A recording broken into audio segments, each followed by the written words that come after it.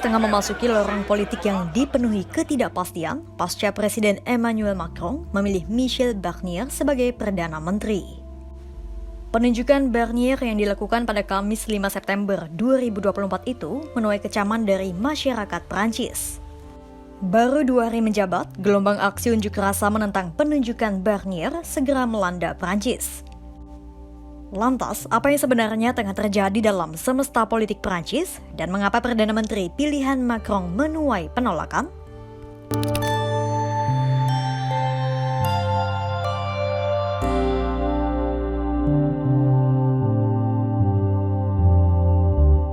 Situasi politik Prancis mulai rumit sejak Macron mempercepat jadwal pemilihan legislatif 3 tahun lebih cepat. Pemilu legislatif kemudian dilaksanakan pada 30 Juni 2024 untuk putaran pertama dan putaran kedua digelar seminggu berikutnya pada 7 Juli 2024. Dari 2 putaran pemilu, muncullah 3 blok yang sama-sama besar, yaitu sayap kiri, tengah, dan sayap kanan. Berbagai partai sayap kiri yang tergabung dalam koalisi New Popular Front atau NFP menduduki peringkat pertama dengan perolehan 182 kursi. Lalu, di urutan kedua ada aliansi sayap tengah Ensemble buatan Macron yang memperoleh 163 kursi. Dan di urutan ketiga ada partai sayap kanan National Rally atau RN dengan perolehan 143 kursi. Nah, untuk benar-benar menjadi pemenang pemilu dibutuhkan perolehan absolut sebesar 289 kursi dari 577 kursi. Alhasil, Prancis kini tidak memiliki parlemen dengan suara mayoritas. Langkah selanjutnya adalah Macron harus menunjuk Perdana Menteri baru. Biasanya, Presiden Prancis harus menunjuk Perdana Menteri dari blok terbesar di parlemen.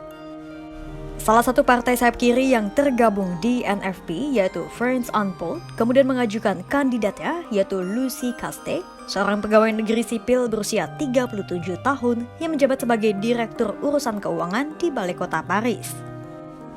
Akan tetapi, partai-partai koalisi tengah dan kanan menolak kandidat dari NFP lantaran aturan syarat menang pemilu tersebut. Kemudian, Macron menilai Prancis butuh kestabilan politik sebab segala upaya sayap kiri yang unggul dalam pemilu bakal dipatahkan oleh mosi tidak percaya dari aliansi tengah dan sayap kanan di parlemen. Untuk itulah, akhirnya Macron mengesampingkan Castex dan lebih memilih Michel Barnier. Sebenarnya, Macron bisa saja memilih seorang teknokrat yang tak terafiliasi dengan partai manapun atau NFP berkoalisi dengan aliansi tengah Ensemble. Meski demikian, juntrungnya Macron tetap saja memilih Barnier, politisi sayap kanan asal Partai Republik yang memiliki sepak terjang di dunia politik sejak lama. Namun, siapa sebenarnya Barnier dan mengapa kelompok sayap kiri Prancis menolak penunjukan pria 73 tahun ini?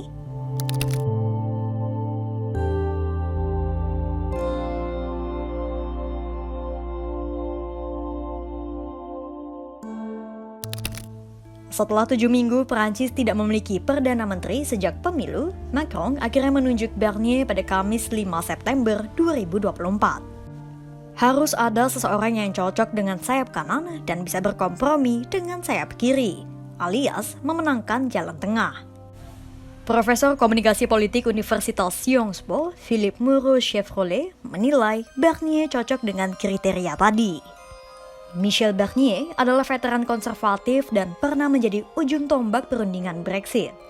Sejak tahun 2016 hingga 2021, Barnier menjabat sebagai Komisaris Uni Eropa dan negosiator utama Brexit. Barnier berasal dari Partai Republik yang berada di urutan keempat pemilu.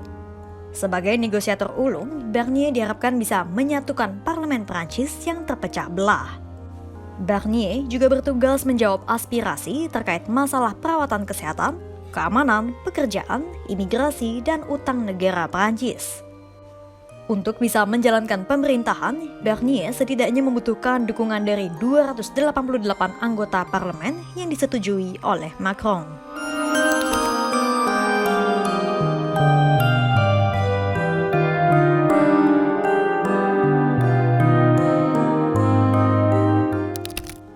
Belum seminggu menjabat, ancaman mosi tidak percaya segera membayangi Barnier.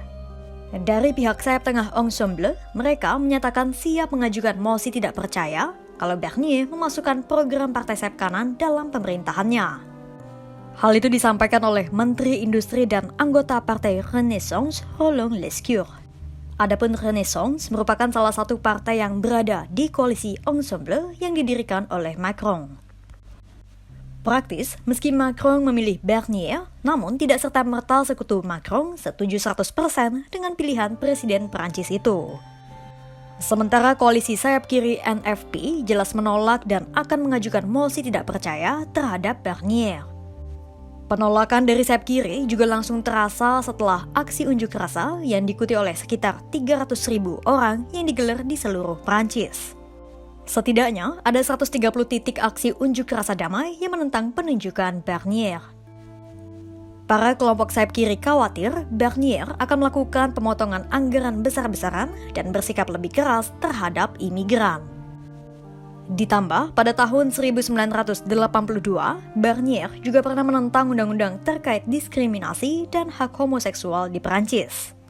Tapi, sayap kiri hanya bisa menggulingkan Bernier kalau sayap kanan juga mengajukan mosi tidak percaya.